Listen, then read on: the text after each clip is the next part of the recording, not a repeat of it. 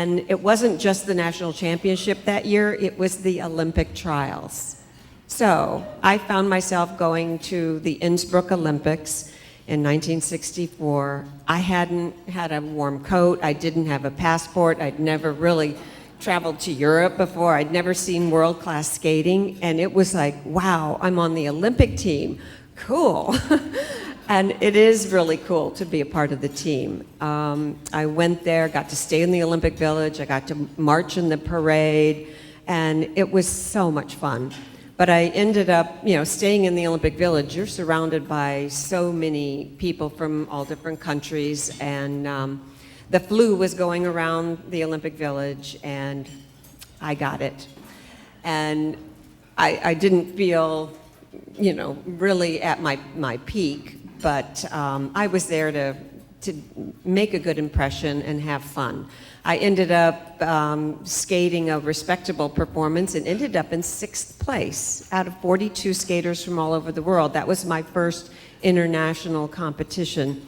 And I think I learned a lot at that first Olympics. I think that gave me some confidence and perspective about, where I could possibly fit in. But I think I had a feeling of what my style of skating would be. The lady that won that championship was from the Netherlands. She was very athletic, very powerful skater, wasn't musical, and so I absorbed all of that, and that was the first time I really thought of myself really thinking that I could make the podium someday. Well, the next 4 years, there were a lot of changes that went on in my life. Some added a lot of stability, and some tore my life apart. We moved our entire family from California to Colorado so that I could take from this up-and-coming coach from Italy named Carlo Fassi.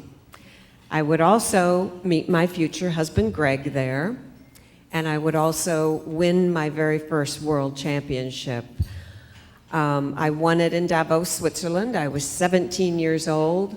I was just feeling so proud of myself, but it was a short-lived victory because 2 weeks after I won, my father died of a heart attack at the age of 41 years old. And it left my mom with 4 girls to raise. She had no job and my expensive sport.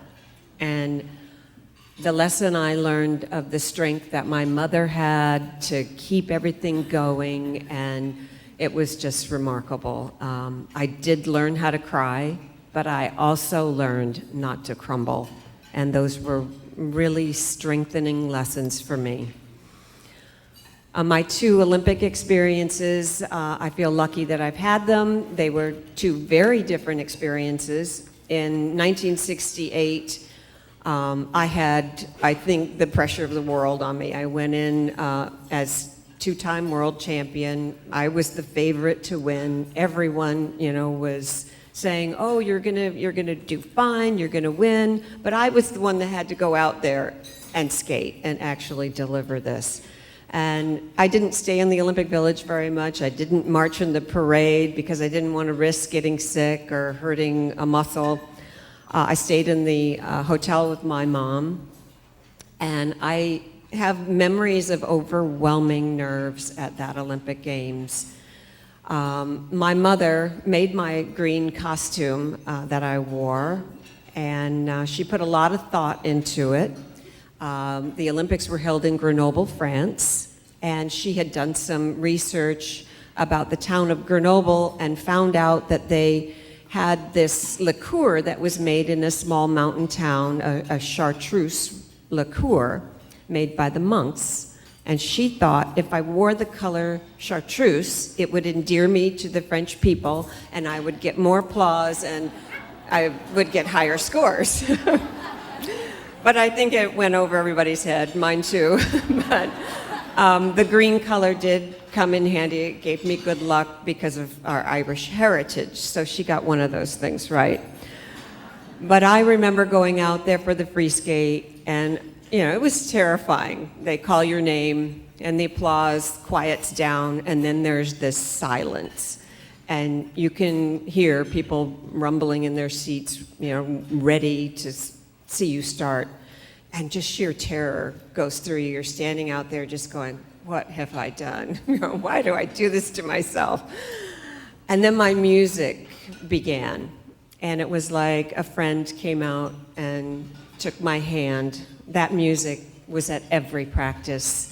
That was the only thing I had to grab onto to have a memory of, that focus. You get kind of in a zone when you try to peak a performance. And I was in that zone for like a couple of months. And all I had to do was bring myself back to those moments and just do it one more time. And that music always told me, what to do. And I was kind of numb, and it did carry me through that incredible performance. But I think that lesson that I learned at that Olympics was being able to focus under extraordinary pressure. And that's a good lesson to learn, and I tap into that so many times in my life. After I won, I just wanted to go home. And I thought, wow, this is so cool to accomplish your dream. And but the next day, after I won, I remember getting up. I had a photo shoot for the cover of Sports Illustrated. And I remember getting back in my green dress, and they had me go and do the photos outside the building on the outdoor rink. And I remember everybody looking at me a little bit differently, and I thought, well, what's different? I'm still the same person. But it was different. Being a world champion is different than being an Olympic champion, and then I kind of got it. Now I've got to live up to that Olympic title.